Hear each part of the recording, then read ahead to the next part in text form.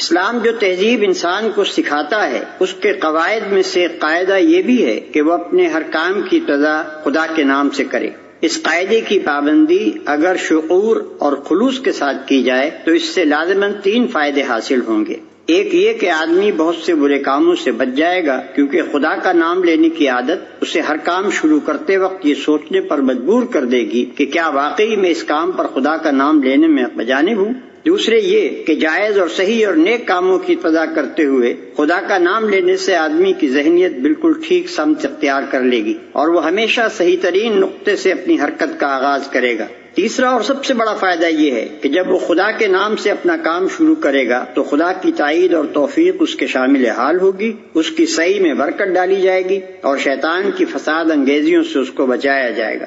खुदा का तरीका ये है कि जब बंदा उसकी तरफ तवज्जो करता है तो वो भी बंदे की तरफ तवज्जो फरमाता है।